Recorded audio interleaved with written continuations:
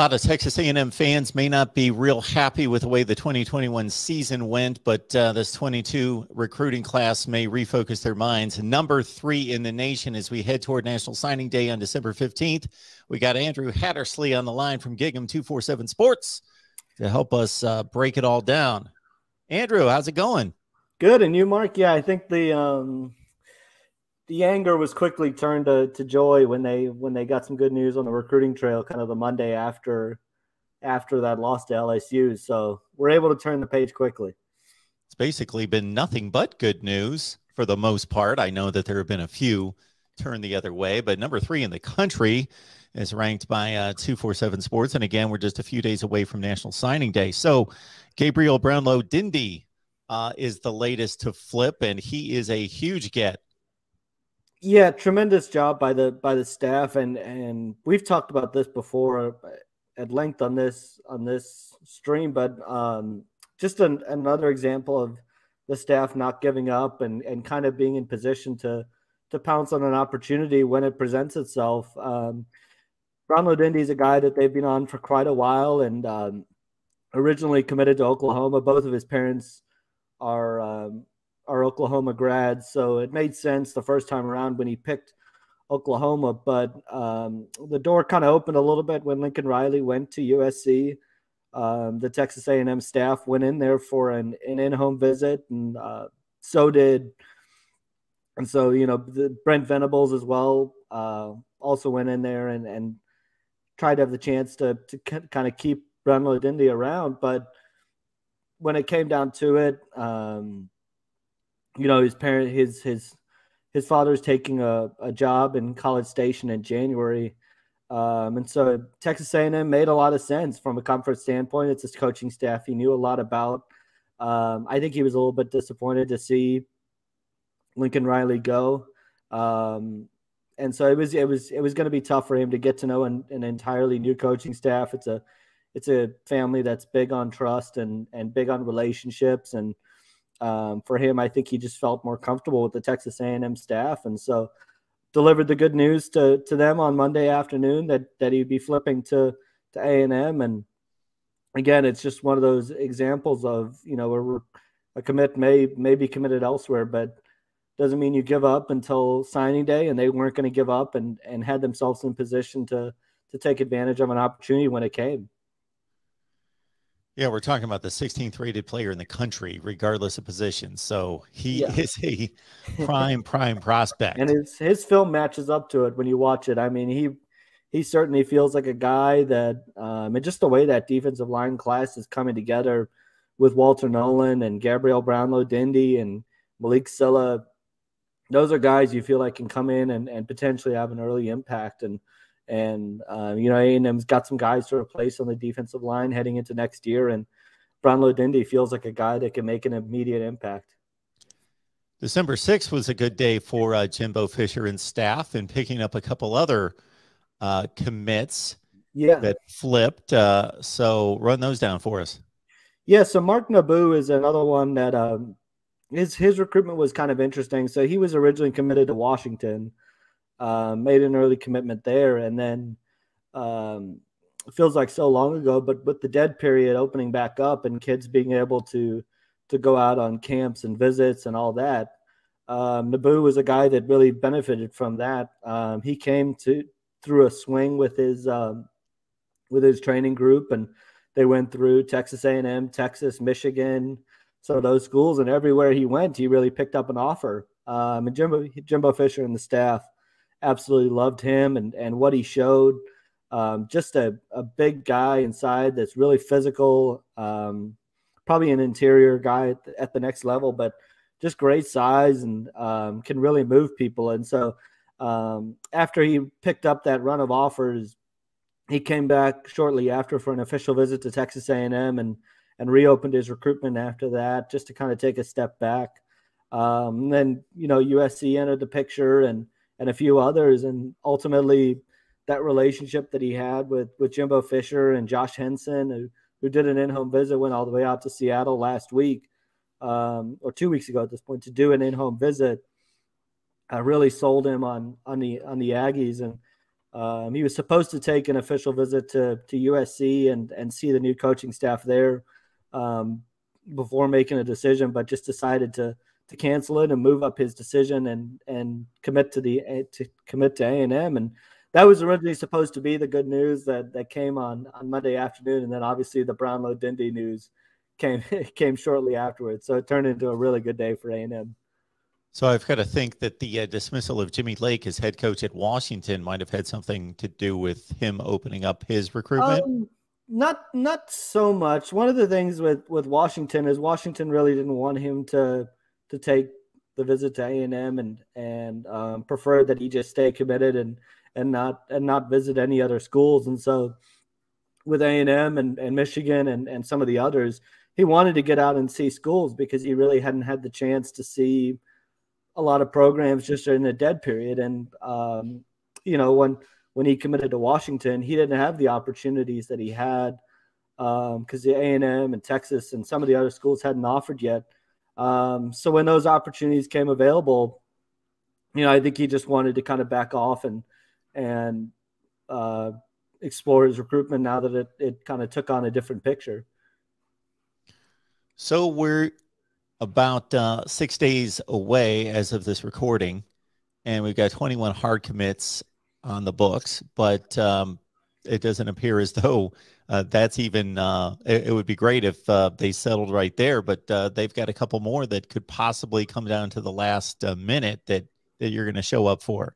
Yeah, so they've got a big weekend this weekend. The dead period goes into effect after this weekend, so A&M will have one last big visit weekend and have several big targets and commits in town. One of their new commits, Shamar Stewart, is expected to be there. That was a big land for Jimbo Fisher. Walter Nolan will be back as well, the number 2 prospect in the country. They'll have several other commits in town, and then looking at targets, they'll have a couple huge targets in town. Shamar Stewart, who's another 5-star defensive lineman, is expected to be in town, as well as Eni White, who is approaching the decision. I think he is planning to make his decision during the early signing period. And then Harold Perkins is another big target that'll be there as well, a 5-star linebacker, really down to LSU, Texas A&M, and Texas. And so it's big to get him on campus right before the early signing period. Not sure what his plans are yet. But it sounds like he might make his announcement at the Under Armour All-America game, which is in early January. So big to get him on campus. And then Cam Dewberry as well, a 4-star Atascocita offensive lineman. He's expected to make his decision next week, also during the first day of the early signing period. And so he's actually going to visit Texas A&M and Texas, 2 of his finalists this weekend, kind of split one day each and spend some time with each coaching staff before kind of going into decision mode. So a really important week for A&M to close, and they'll have some of those big targets who, are really just days away from making decisions. And so it'll be another big weekend. Right now, I'm not sure there'll be any decisions before the early signing period, just because, I think kids are going to kind of take their visits and then take the couple days during the dead period to digest everything and announce their decisions when that day comes and be able to sign right away as well. Talking Texas A&M, we got Andrew Hattersley on the line, as we typically do with Gig'em 247 Sports. Join him as we go down to the wire on National Signing Day, December 15th, and, of course, a bowl game coming up. Of course, like the video, share these videos out on social media because you're right here. You enjoy them. Others will as well. Let people know that love college football and especially Texas A&M that we are here talking the Aggies. All right. Andrew, in coming up on National Signing Day and going through this last season, there are a lot of situations where what happened on the field this past season figured into a lot of leans, a lot of decisions, that sort of thing, with a lot of people that I talked to regarding other programs. But for a team that started top 5 in the nation, finished 8-4, so it was largely disappointing from that standpoint. It doesn't seem to have moved the needle negatively at all. Yeah, and that's really a testament to this coaching staff, because you're right. I mean, 8-4 could certainly have set back this recruiting class a little bit, but when you look at it, I think the staff's been able to do a good job of painting the picture of, they had four new starters along the offensive line, had some injuries there, had some injuries at the quarterback position. Expectations were certainly, much higher than 8-4, and Jimbo Fisher will probably be the first to tell you it has to get better going forward. But the staff has just done such a good job developing relationships during the process, and being able to stay on guys and deliver their message in a way that's appealing to recruits. And you look at a guy like Evan Stewart, that was one guy with the offensive struggles that they've had. He was a guy that struck me as one that maybe the season would really hurt with. But when you look at what happened at Texas and Florida and some of the others, I think A&M also benefited from that as well. That they had a down year, but so did Tech. Texas isn't even going to a bowl game. Florida struggled. That played into the Evan Stewart recruitment. LSU's having their problems right now. Lincoln Riley leaving Oklahoma allowed for Gabriel Brown Lodendi to become an option again. And so they've been able to take advantage of these opportunities. But going back to Evan Stewart, and the reason I bring him up as a good example was he was a guy that took a look at the offense and said, there's not a guy in the offense that can do what I can do. And so I can come into this offense and be the player that can kind of change the direction of the program offensively. And they're able to sell a tremendous talent in Connor Wigman too, who's a 5-star quarterback that's coming in. And I think he's a guy that's, when you look at Quinn Ewers and his, him looking at his options again, A&M hasn't really been in the picture because they feel so good about Connor Wigman and him coming in. And so they've really sold him as a chance to play with him. And you look along the offensive line as well with guys like Cam Dewberry and others. They really pointed to the fact that young players got on the field early and got better. And they took note of the way that Bryce Foster played and Ruben Fothery as kind of those little high points in what was otherwise a disappointing year. Talking Texas A&M, got Andrew Hattersley, who is working hard these days. Not that he's never working hard with football, basketball, everything going on, and there is no off season. This week just ratcheted National it up Signing a little Day bit. coming up. What's that? This week's just ratcheted up a little bit.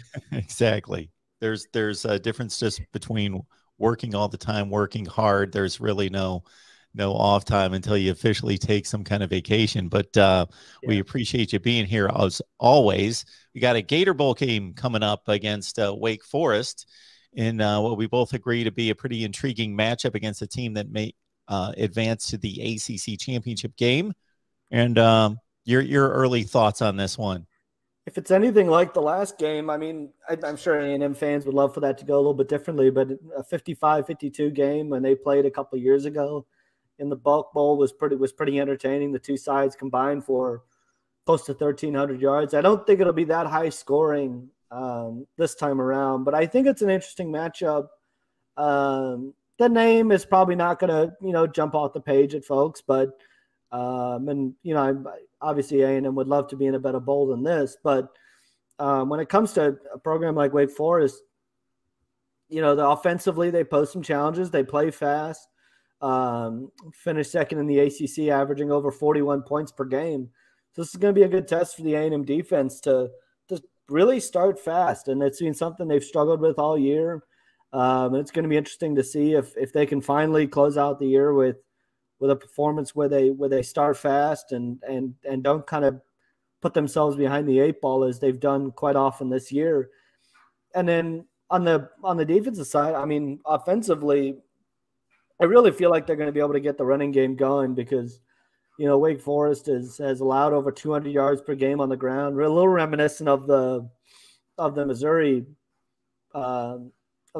game and how they had struggled defending the run. And so I think it's going to be an interesting game. And I'm not sure how, I could see a game in the high 20s, low 30s. But it's an interesting matchup just given the success Wake had and the kind of the way A&M closed out the season, kind of left a bad taste in their mouth, especially the way they lost to LSU. And so this is a chance to kind of head into the offseason on a high note and start to build off that. I know Haynes King is kind of progressing closer. It doesn't sound like he's going to play in the bowl game, but he is getting healthier, and so that's good news. And then, it'll be a chance to see some younger players because DeMarvin Leal, Jimbo Fisher said he at this point does not expect him to play in the bowl game. He declared for the draft earlier this month. And so, it'll be a chance to see some players that they're going to factor in quite heavily down the road as well. Sam Hartman can throw the ball around the yard. There's no question about that. He's one of the best in the business. Yeah. A.T. Perry, their top wide receiver, is a Biletnikoff Award finalist. So Wake can score. And I'm letting you know, certainly, at least from my vantage point, if that game lands in the high 20s to low 30s, I think A&M's in good shape because Wake certainly wants to pump it up and down the field, and they've given up a lot of points. Just lost the ACC championship game in a high-scoring affair in which they kept pace for the first half, and then Pitt ran away from them in the second half. This Belk Bowl, I just had to go to the box score because I knew it would be ridiculous. And I remember watching this game. Nick Starkel, there's a blast from the past there, 499 yards passing in that game. And I see Christian Kirk and Jamon Osborne had 25 catches between the two. So, yeah, that was a fun one. Yeah, that's just crazy. I mean, it's those are a couple names that A&M fans still bring up quite a bit. And you're right, 4 touchdown passes for Nick Starkel, and just Wake Forest jumped out to a big lead in that game. A&M kind of surged back and took the lead late in the third quarter, early fourth, and then back came Wake with a couple scores as well. So it was just a really crazy kind of back and forth affair. And you're right, both offenses. John Walford threw for over 400 yards as well. So kind of a crazy game. All right, Texas A&M and Wake coming up in a few weeks at the Gator Bowl. We got Andrew Heddersley on the line from Gig'em 247 Sports. You got to check out his work with National Signing Day coming up, and still a couple more prospects that Jimbo Fisher's trying to track down. Yeah, we'll see. As always, Andrew. Wednesday. We'll see everybody next Wednesday. Absolutely. Come on back. We'll track you down next week when you get a chance, when you get a breather, and we'll do it again. Awesome. Thanks, Mark. Thanks for having me as always.